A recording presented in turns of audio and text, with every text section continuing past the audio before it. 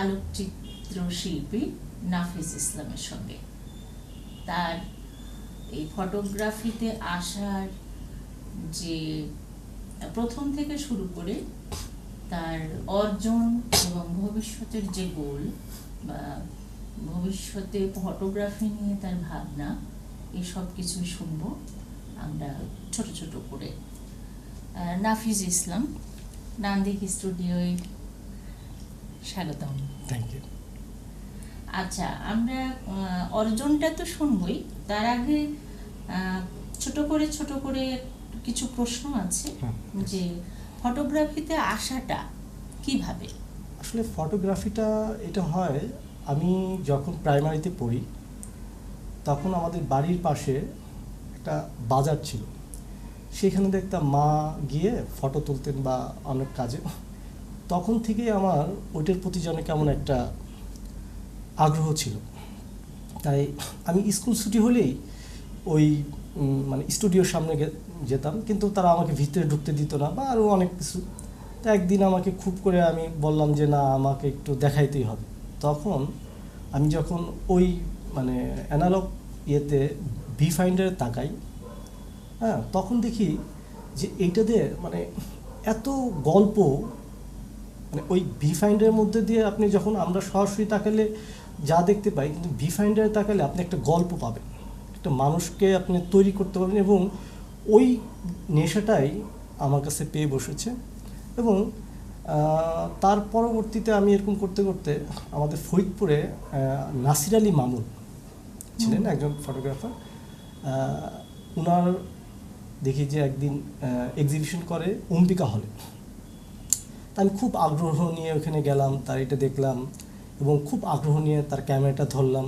হ্যাঁ, এখান থেকে আসলে আমার ইয়েটা শুরু। আর মানে তখন থেকেই কি মানে প্রথম ক্যামেরা পাওয়া বা ক্যামেরা দিয়ে মানে এরকম শিল্পীর দৃষ্টিতে ছবি তোলাটা কখন, এই স্মৃতিটা কি মনে আছে?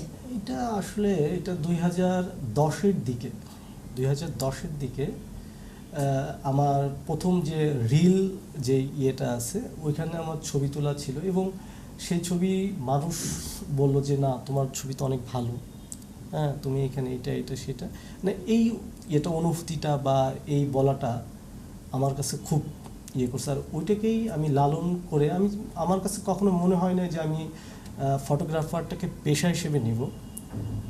এবং ঢাকা যখন আসি তখনও কিন্তু এই পেশাদারিত্ব কোনো ভাব ছিল না আমার, তখন নেশা ছিল। হ্যাঁ, কিন্তু এখানে আরেকটা গল্প আছে, সেটা হচ্ছে আমি যখন ফার্স্ট টাইমে ঢাকা আসার পরে আমি বিভিন্ন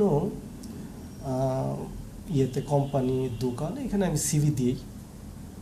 তখন একটা জায়গায় আমাকে ডাকে, সাদা কালো নামে একটা শোরুম। তাই তখন তারা বলতেছে যে আপনি এখানে চাকরি করবেন, প্যান্টের সাইজ কয়টা, শার্টের সাইজ কয়টা।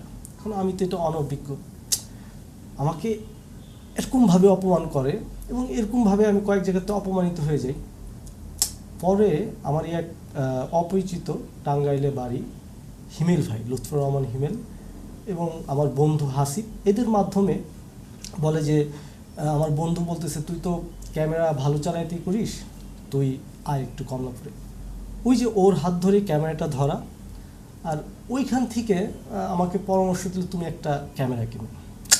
কিন্তু আমি তো চাকরির সন্ধানে আসি এখানে। তখন আমি আমার ওয়াইফকে বলি যে এই ব্যাপার, এখন তো যদি একটা ক্যামেরা হয় তাহলে আমাকে ওই হাউসে আমার চাকরি হবে। আচ্ছা, তখন আমি তার কাছ থেকে টাকা, ওর কাছেও টাকা নেই, আমাদের বাসা ভাড়া দেওয়ার টাকা নেই, অনেক ট্যাজি যাচ্ছে আমাদের। পরে ও আমাকে ওর গহনা বন্দুক রেখে আমি 12,000 টাকা দিয়ে একটা ক্যামেরা কিনি। সেই ক্যামেরায় হাতে খড়ি দিয়ে এত দূর। আচ্ছা, আমরা মানে অনুপ্রেরণার জায়গাটা তো শুনলাম, আর যেটা বিশেষ করে শুনবো যে মানে কোন ধরনের বিষয়বস্তু মানে বেশি আগ্রহী করে তোলে? আসলে আমাকে প্রতিনিয়তই যখন আমি চোখে যখন তাকাই সেটা ভিন্ন একটা দৃষ্টি, আর যখন আমি ভি ফাইন্ডারে তাকাই ক্যামেরার, তখন আমি প্রত্যেকটা চরিত্রকে গল্প দেখি, বিশেষ করে মানুষের।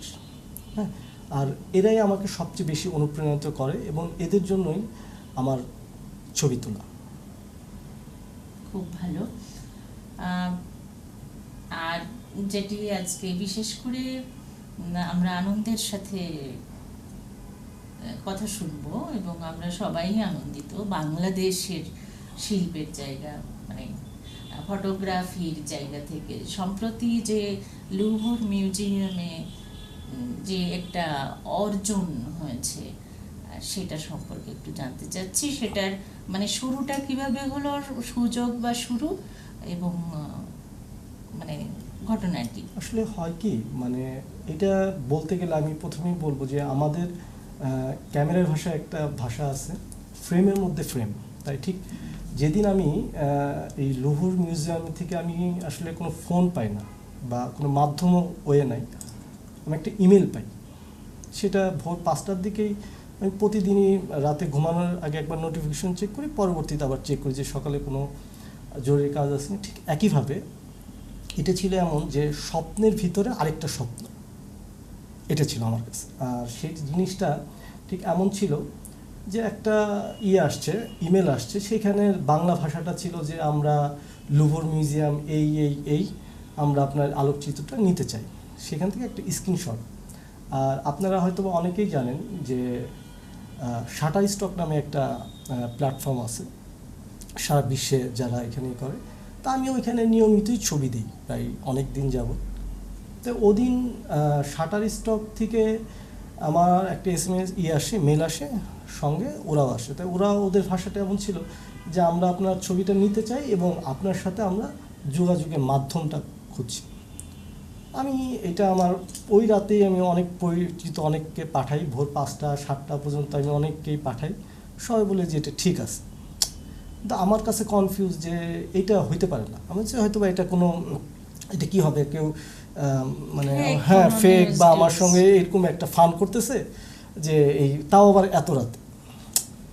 পরবর্তীতে আমি তাদেরকে মেল উত্তরটা দিই, তারা আমাকে বলে যে ইয়ে করার জন্য। তখন আমি উত্তর দিই যে আসলে আমি তো ইংরেজিটা প্রপারলিভাবে বলতে পারি না, আর ইংরেজি বলতে পারি USA ইংরেজি, কিন্তু ফ্রান্সের যে ইংরেজিটা এটা আমি আসলে পারবো না। তো উনি আমাদেরকে বলে যে ঠিক আছে 11টার সময় আমরা একজন অফিসার নিয়োগ করব, সে বাংলাতে আপনার সাথে কথা বলবে। তখন সে বলে যে এটা যে আপনার ছবি, এইটার প্রমাণস্বরূপ আমাদের আরও কিছু ছবি দরকার। একটা ছবি কিন্তু শাটারস্টক থেকে তারা নেয়। তারপরে আমি ওই কথা মতন ওনাকে আমি আরও প্রায় 24টা ছবি পাঠিয়ে দিই এই একই ইয়েতে। আমি বললাম তো সেটা তো দেখা যায় মাথা কাটা, এটা সেটা অনেক কিছু, আপনি ওটা পাঠানোর পর ওরা আইডেন্টিফাই করে যে এবং আমি কোন ক্যামেরাতে তুলেছি, কি কত ছিল, ওরা আমাকে ওইখান থেকে ডিটেলসটা বলে দেয়। আমি বললাম হ্যাঁ। তার পরবর্তীতে আমি এটা শোনার পর বললো যে আপনাদের এটা কত চাচ্ছেন। আমি বললাম যে আসলে আমি তো মানে কখনো কোনো দিন এরকম অভিজ্ঞতা নাই, আর কি বলবো সেটা আসলে আমার নাই। আর আমি ওনাকে বারবার বলছিলাম আসলে এটা হয়তো বা ফেক, আপনি আমার সাথে প্র্যাঙ্ক করছেন। উনি আমাকে খুব রেসপেক্ট দিয়ে কথা বলছিলেন যে না আপনি জানেন না এটা সেটা অনেকভাবে। পরবর্তীতে যখন তারা আমার ব্যাংক অ্যাকাউন্ট ডিটেলস নেওয়ার পরে দেখলাম যে আমার একটা SMS আসছে। ওইটাও আমি কনফিউজ ছিলাম যে সত্যি কি এটা SMS আসতে পারে কিনা। পরবর্তীতে আমি করলাম, উনি বললেন হ্যাঁ আসছে। তখন আমি নিশ্চিত হলাম যে হ্যাঁ এরকম একটা কোনো কিছু ঘটতে যাচ্ছে। আচ্ছা, একজন বাংলাদেশি শিল্পী হিসেবে আন্তর্জাতিক পর্যায়ে পৌঁছানোর পথে কি কি চ্যালেঞ্জ মোকাবেলা করতে হয় বলে মনে হয়? আসলে হয় কি যে আমরা যে প্রেক্ষাপটে আছি এখন, এখানে হয় কি যে আমাদের যে প্ল্যাটফর্ম বা আমাদের যে মানে জায়গাগুলো, এগুলো না ঠিক এখনও ওই জায়গায় এখনও পৌঁছায় নাই। হ্যাঁ, এর জন্য আমাদের চ্যালেঞ্জ তো প্রতিনিয়তই থাকে। হ্যাঁ, আর এইটা আমি বলবো যে আসলে আমাদের যদি পরের প্রজন্ম বা যদি এখন থেকে সেটা যদি ওরকমভাবে করা হয়, আমাদের শিল্পীরা অনেক ভালো করবে। কিন্তু আমরা যারা এখন এটা করে আসছি, আমাদের জন্য খুবই কষ্টকর এবং খুবই ডিফিকাল্ট। এবং এই সিচুয়েশনে অনেকে দেখা যায় যে শিল্প থেকে বিচ্ছিন্ন হয়ে যাচ্ছে। কেন? এই যে আমাদের বিশেষ করে আমরা যারা সরকার পক্ষ বা যারা আছে তারা যদি আমাদেরকে একটু প্ল্যাটফর্মগুলো তৈরি করে দেয় আমাদের জন্য ইজি হয়, কিন্তু আমাদের দেশে দেখেন এই ধরনের কোনো নাই, সুযোগ নেই। আশা করি হয়তো বা সামনের থেকে ভালো কিছু হবে। আর একটা প্রশ্ন করি যে বাংলাদেশের যে শিল্প নিয়ে বা যেমন ফটোগ্রাফি এবং বিদেশে তো কমিউনিকেশন তো হয়েছে, তাদের সাথে কথা বলে পার্থক্যটা কি মনে হয়েছে? আসলে দেখেন এখানে আমি যদি বলি সেটা হচ্ছে মানে তারা শিল্পকে এবং যে শিল্প এটা বহন করে তাকে তারা এত উচ্চ পর্যায়ে ধরে, সেটা আমি হয়তো বা এটা হবে যেমন ধরেন আমাদের ভগবান বলতে পারি, বলতে পারি এইরকম, মানে ঠিক এতটা উচ্চতায় তারা স্রষ্টার মতন তারা করে, তাদের আচরণ, তাদের কথাবার্তা এবং তারা যে কমিটমেন্ট দিয়েছে আমাকে ঠিক সেগুলো সবগুলো পূরণ করেছে। আমাকে বলেছে 11টা কততে ফোন দেবো আপনাকে, আমি 11টা এতটা বাংলাদেশ টাইম, হ্যাঁ ঠিক অতটাই তারা আমাকে ফোন দিয়েছে এবং আমার কাছ থেকে সময় নিয়েছে যে 20 মিনিট সময় নেব। যখন 20 মিনিটের জায়গায় আরও 10 মিনিট লাগবে তখন বলে যে আমি কি আর 10 মিনিট নিতে পারি। মানে এই যে একটা মানে ব্যাপারগুলা, হ্যাঁ, এবং একজন ভিনদেশি মানুষ, আমি কে, বাংলাদেশ এবং ফ্রান্স বলতে তো শুধু স্বপ্নই ছিল, কিন্তু ওইখান থেকে যে ছবি দেওয়ার বা ওই দেশের কোনো মানুষ যে আমাদের বাংলাদেশি কারোর সঙ্গে এইভাবে কথা বলবে, এটা আসলে আমার কাছে খুব ছিল। হ্যাঁ, মানে শিল্পীর যে কদর, হ্যাঁ কদরটা নতুন ভাবে অনুভূতি হলো আর কি, যেটা আমরা আমাদের দেশের প্রেক্ষাপটে সচরাচর পাই না এটা সত্যি, আমাদের চর্চাটা আসলে ওরকম ভাবে নেই। তো এই যে সম্মান বা এই যে একটা অবস্থান, মানে সম্মান, স্বীকৃতি, অবস্থান সবকিছুই এই অর্জনটি একটি কি বাড়তি কোনো দায়বদ্ধতা মনে হচ্ছে, কোনো দায়িত্ব বেড়ে গেল বা কিছু একটা করার চিন্তা? হ্যাঁ অবশ্যই, মানে এইটা হওয়ার পরে আমার প্রতিনিয়তই আমি এখন রাস্তাতে হাঁটলেও আমার কাছে মনে হয় এই জিনিসটা ওই জিনিসটা এই যে একটা দায়িত্ব এবং এটা বহন করা মানে খুবই টাফলি একটা ব্যাপার, যেটা আমি এখন প্রতিনিয়তই, যেরকম আপনাদের স্টুডিওতে আসার আগে আমি অনেক কিছুই ভাবছিলাম যে এইটা দোকান এই সেই, মানে প্রতিনিয়তই যেন এই চিন্তাটা, এই ভারটা আমার মানে শিল্পের যে চোখ, দৃষ্টিভঙ্গি সেটা আরো হয়েছে, প্রসারিত হয়েছে, সূক্ষ্ম হয়ে গেছে সবকিছুর ভেতরেই শিল্প খোঁজার প্রবণতা, মানে আরো বিস্তৃত হোক। আবার দেখেন যে আমি কি তার আগে শিল্পী ছিলাম না? হ্যাঁ ছিলাম, কিন্তু হয় কি মানে এই যে একটা জায়গাটা সে আমাকে যেই প্রায়োরিটিটা বা সম্মানটা দিয়েছে, ঠিক এরকমটাই যদি আমাদের বাংলাদেশের প্রেক্ষাপট সবাইকে ঠিক এরকমভাবে দেয়, তো আমার কাছে মনে হয় সবাই এইভাবে স্বপ্নগুলো দেখত। মানে কোনো স্বীকৃতি আসলে উদ্দীপনা বাড়িয়ে দেয় এবং সেখানে মহৎ কিছু করার একটি দায়বদ্ধতা তৈরি হয় বা সেটির একটা সম্ভাবনার পথও তৈরি হয়। খুব ভালো লাগলো জেনে। আসলে আমরা বাংলাদেশের পক্ষ থেকে, নান্দিকের পক্ষ থেকে খুবই আনন্দিত যে আমাদের সাথে চলার আমার সুহৃদ, ভালোবাসার মানুষ, আমরা একসাথে অনেক সংস্কৃতির কাজ করেছি, যে নাফিজের এই অর্জনে আমরা আপ্লুত আসলে। আর আসলে সবচাইতে একটি কথা, বড় কথা, যে লেগে থাকা। নাফিজ মনে হয় লেগে থাকতে হবে, যে আমি যে কাজটি করছি সেটি পেছনে সময়, শ্রম, মানে অধ্যবসায় থাকতে হবে, তাহলে হয়তো দেরিতে হলেও একটি অর্জন পাওয়া সম্ভব। আরেকটা বিষয় যে ধরেন আমাদের যে পরের প্রজন্ম বা যারা আছে, মানে আমার কাছে যেটা মনে হয় যে ভালো ক্যামেরা মানেই কিন্তু ভালো ছবি নয়। হ্যাঁ, আর আমাদের তরুণদের একটা ট্রেন্ড আছে যে তারা ভালো ক্যামেরা কিনছে মানে ভালো ছবি তুলবে, কিন্তু একটা 80D ক্যামেরা, একটা 6D ক্যামেরা জাস্ট দিয়েই কিন্তু আপনি অনেক ভালো ছবি তোলা যায়। হ্যাঁ, সেটার জন্য আমাদের ধৈর্য, আমাদের সঠিক সময়টা, এটা যদি আমরা করতে পারি। আর আমাদের মানে আরেকটা জিনিস মনে রাখতে হবে তরুণদের, সেটা হচ্ছে ভালো ক্যামেরা মানে কিন্তু ভালো ছবি না। ভালো ছবি ওই লেন্সের ভিতরে আমি কতটুকু নিতে চাই, কি এবং আমার ভাবনাটা, এবং ছবির মধ্যে গল্পটা, এটি হচ্ছে এটাই হচ্ছে আমাদের মূল বিষয়। কিন্তু আমাদের তরুণদের মধ্যে এখন দেখা যায় যে কে কত ভালো ছবি মানে ক্যামেরা কিনতে পারে, মানে ঝকঝকে চকচকে এই ব্যাপারটা কাজ করে, কিন্তু গল্পটি কিন্তু আমি যে ছবিটা আমি তুলেছি বা তারা করেছে, এটা কিন্তু খুবই কম দামি একটা ক্যামেরা। আমি হয়তো বা ইয়েটা বলবো না, আমার মডেলটা বা ইয়েটা বলে, কিন্তু খুবই কম দামি একটা ক্যামেরা। হ্যাঁ, আচ্ছা, ওই ছবির গল্পটা একটু শুনি। ছবির গল্পটা ঠিক এমন ছিল, আমি রংপুরে একটা সংস্থার হয়ে যাই, সেখানে আমি বিভিন্ন ফটোগ্রাফি করি। কিন্তু দুপুরের সময় আমি যখন লাঞ্চে সবাই ক্যামেরাটা গুছাচ্ছি করছে, তা আমি দেখলাম যে এই ইসের পাশে, রাস্তার পাশে এক চাচা মানে গরুকে খুব টেনে ধরে নামাচ্ছে, করতেছে না। আমার কাছে মনে হইলো থাক না এগুলো একটু, ঠিক আমি মানে 30 সেকেন্ডের মধ্যেই প্রায় আপনার অনেকগুলো ক্লিক করে ফেললাম, যে প্রায় 30-40টার উপরে হবে, প্রতি সেকেন্ডে ক্লিক করে ফেললাম বিভিন্ন তার থেকে। তাই রাতের বেলা যখন আমি হোটেলে আসি, ল্যাপটপে ওপেন করলাম, আমার কাছে যেন মনে হইলো এই ছবি দুইটা ভালো বা তখন আমি ওই দুইটার মধ্যে থেকে একটা ছবি ওইখানে আপলোড করি। ঠিক তার 2 দিন পরে আমি যখন ঢাকাতে আসলাম, তার পরের দিনই আসলে মানে শুনি যে এই ব্যাপার।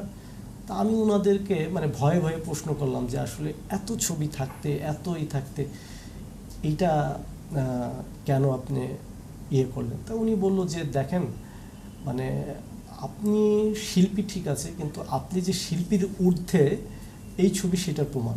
শুধু এটুকুই বলবো যে আপনার এই ছবিটা মানে আপনি যেই গ্রাম বাংলাতে আছেন, যেটা আমরা জানি, মানে এইটা বহন করছে। হ্যাঁ, এটা বহন করছে, হ্যাঁ এটা বহন করছে, এবং কি এই ছবি বাংলাদেশকে রিপ্রেজেন্টেট করবে, এটা আমার বিশ্বাস। আমি বললাম আপনি এটা কোন অ্যাঙ্গেল থেকে বললেন?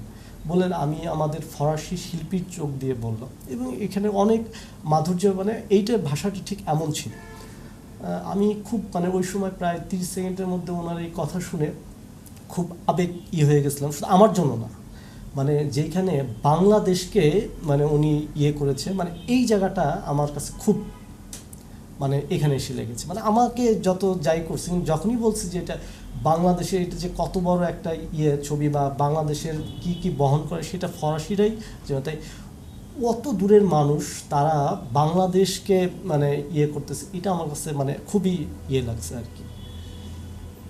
খুব ভালো লাগলো কথা শুনে।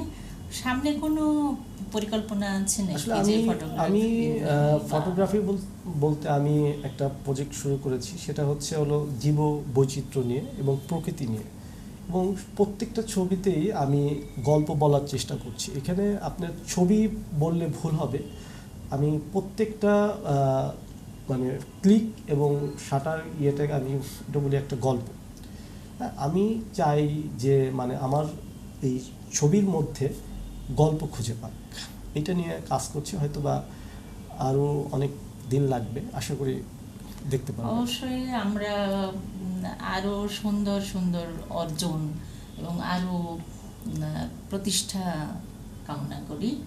আর সবগুলোই আমাদের গর্ব এবং অহংকার, যেহেতু বাংলাদেশকে রিপ্রেজেন্ট করা, এখানে সামগ্রিক বাংলাদেশের যে ঐতিহ্য, সেটি মূলত আন্তর্জাতিকভাবে ছড়িয়ে পড়ছে। নাফিজ ইসলামের হাতের যে শৈল্পিক লেন্স, সেই লেন্সের মাধ্যমে বাংলাদেশের গল্প সারা পৃথিবীতে ছড়িয়ে পড়েছে ইতোমধ্যে। আরও উত্তরোত্তর সাফল্য কামনা করছি। অনেক ধন্যবাদ। আপনাকেও ধন্যবাদ যে নান্দিক এত সুন্দর একটা আয়োজন করেছে, এবং আমাদের মতন যারা উদীয়মান তরুণ আছে তাদেরকে উৎসাহিত দেওয়া, এবং এত সুন্দর একটা প্ল্যাটফর্ম যে আপনারা তৈরি করেছেন, আমার কাছে এটার জন্য খুবই ভালো লাগলো। আপনাকে অসংখ্য ধন্যবাদ। নান্দিককে অনেক অনেক ধন্যবাদ।